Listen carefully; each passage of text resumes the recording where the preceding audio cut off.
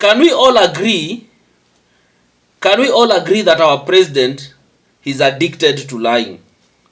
Like, saying the truth is not part of his DNA. Like, this is a man who can clearly not say the truth. Yani, he can't say the truth completely. Why am I saying all this? The president has started his tour of Mount Kenya. And he went and started with an interview with vernacular stations from that region at Sagana State Lodge. And it is quite unfortunate that whoever watched that interview will agree with me that our president cannot just come and admit to telling lies. Yani, it's someone who cannot own up to his mistakes. He can't. Anytime he's asked a question, he has to find a way around it and change it in such a way that he will not come out as the one who has a mistake. But anyway, guys, if you are here for the first time, I would like to give you a second to subscribe and to hit the notification bell before we continue. So kindly do that and I'll really appreciate. So do that, and then kama kawaida, I'll be back.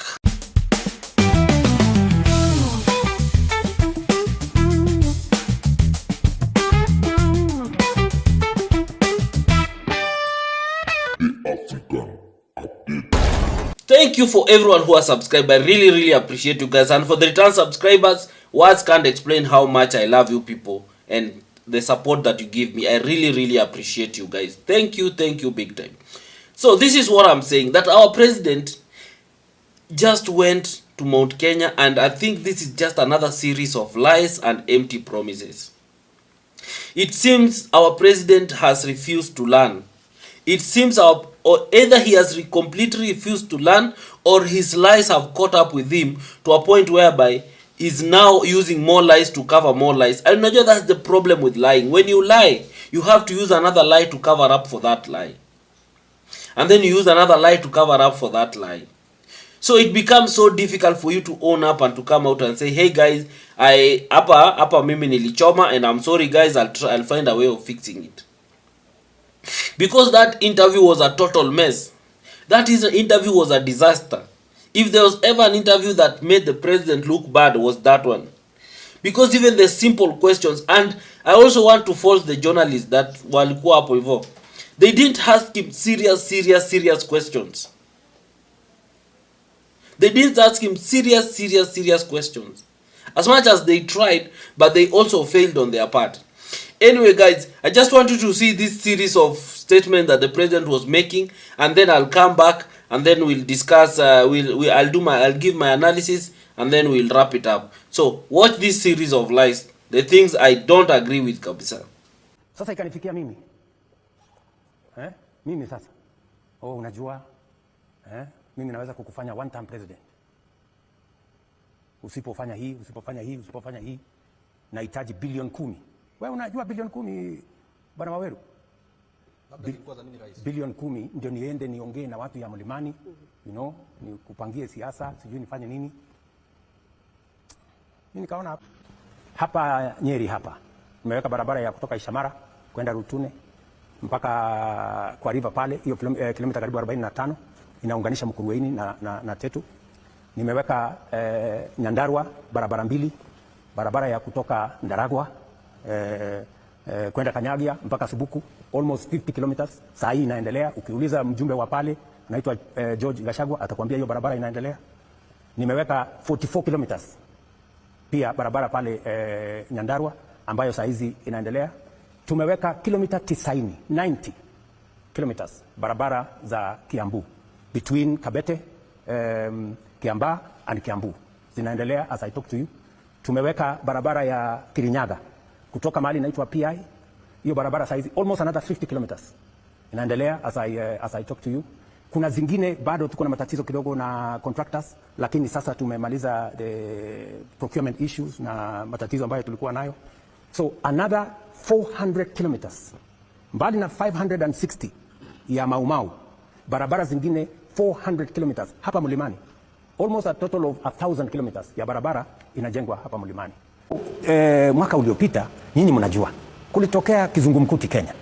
Ile mambo yote nilikuwa nimepanga pale kwa finance bill, mambo ya barabara nilikuwa nimeweka hapo, mpango ya kufanya the next thing nimeweka hapo, ikasambaratika.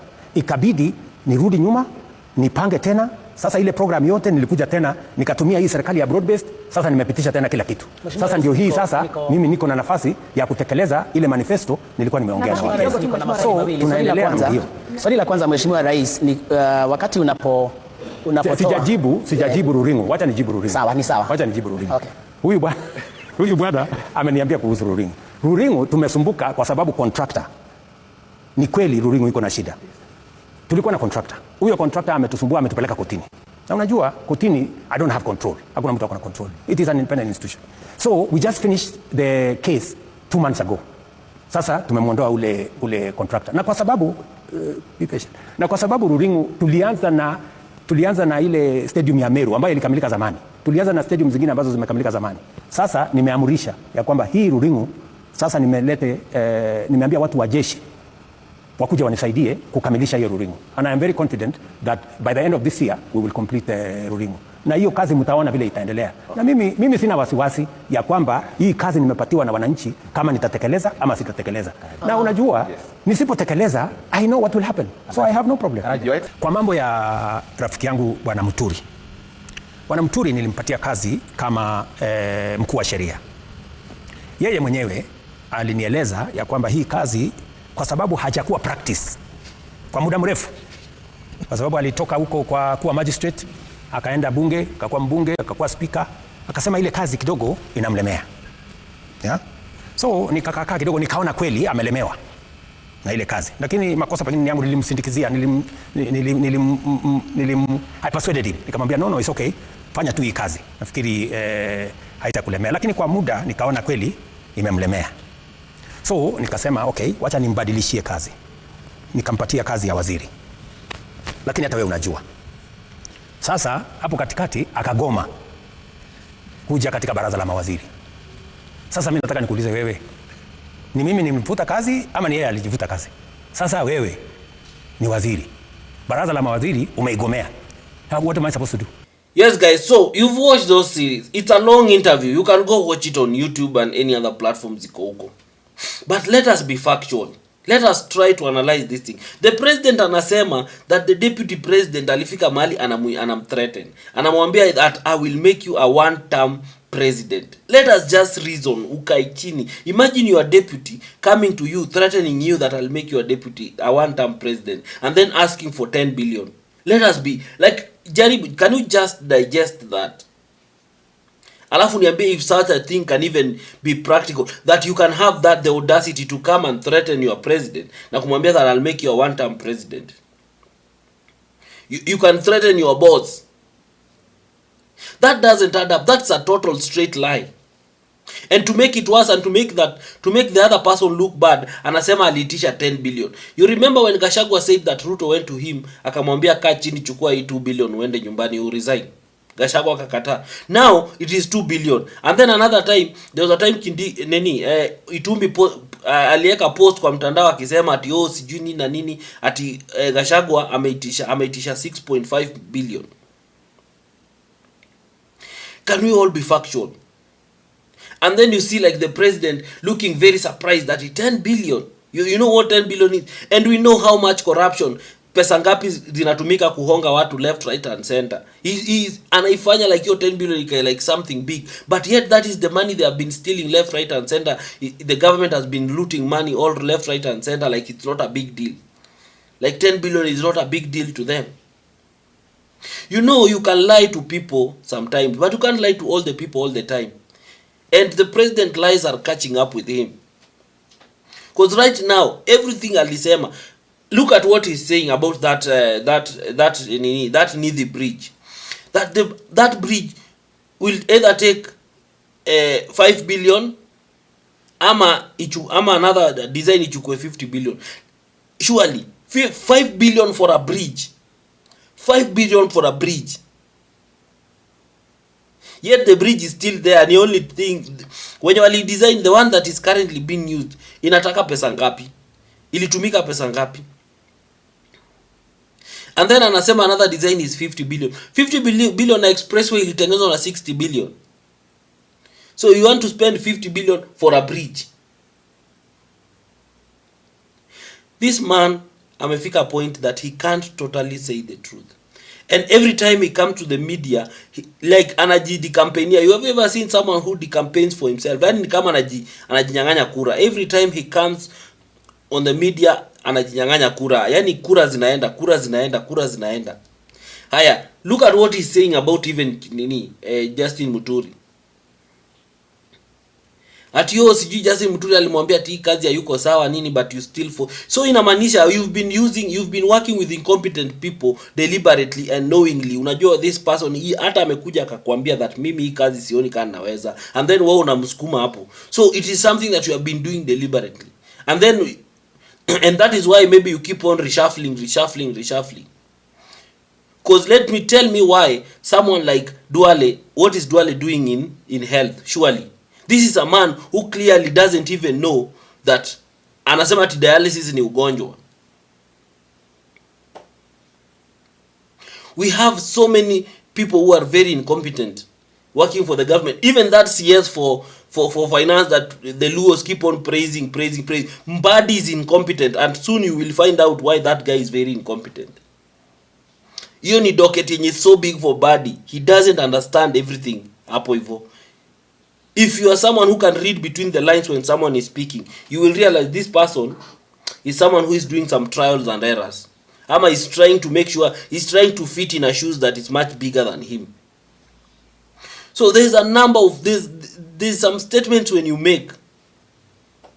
You must make sure that at least you can back it up with facts. Because you are ya Muturi. Because you are not telling us, and then unasema ati Muturi akafika mali akagoma. You are not telling us why mtoto wake aliabductiwa and why you had to make that call for his son to be released. Yet he kept on asking the same people who are under you kama mtoto wake ako, and they kept on saying hawana mtoto wake until you had to make the call. Can you answer that? Can you respond to that?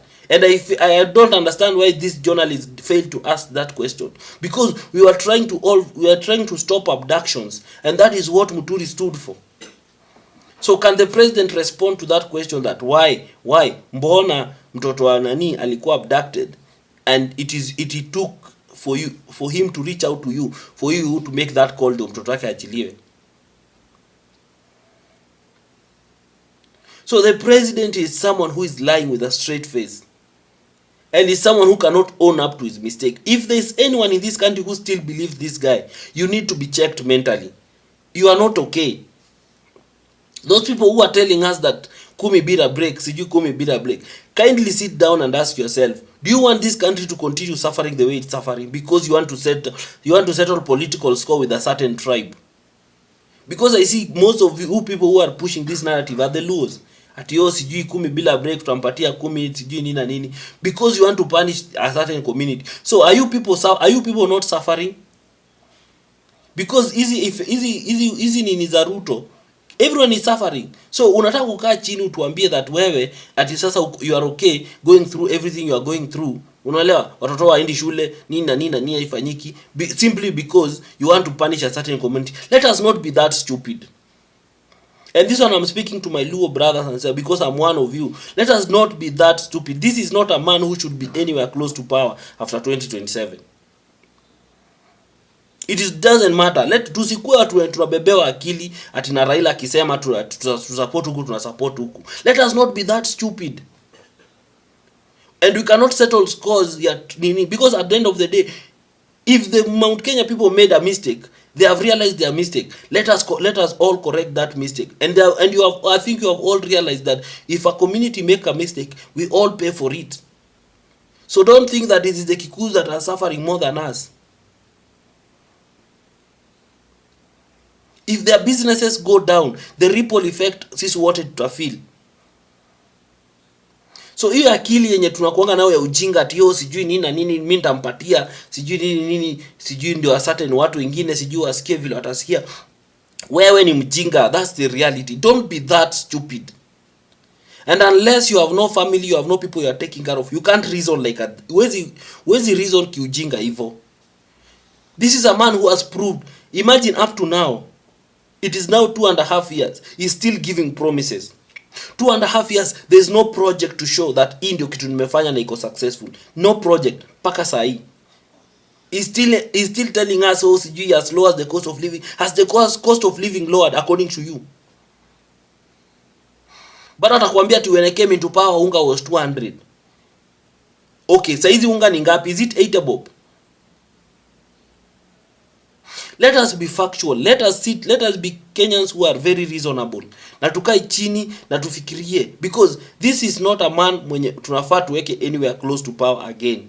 Otherwise it will be a disaster, because it is a disaster already. If this man comes back again, it will be a total disaster for this country.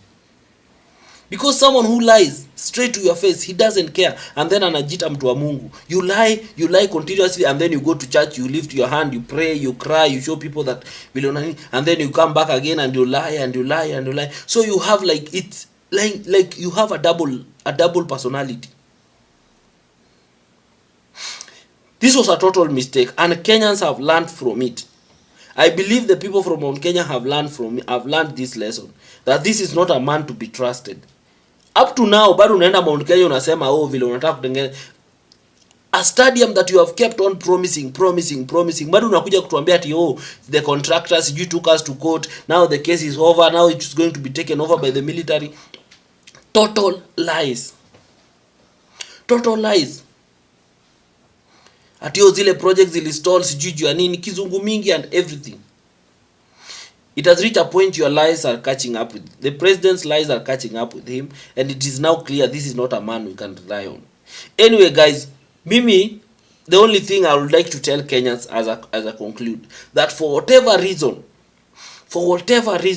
don't ever wake up in the morning to go and vote for President Ruto. In 2027, usifanye hiyo mistake. Kama unajua unaenda kuvotea ujamaa, afadhali ulale. You don't make that mistake of waking up very early in the morning to go and vote in this guy, because we have seen who he is. We have seen how disastrous he is. If we give him another term, it will be the worst. Anyway guys, thank you for everyone who has watched this video, and I really appreciate you guys. Make sure you subscribe and hit the notification bell so that anytime I post the video, you'll always be the first to watch. Thank you. Until next time, bye.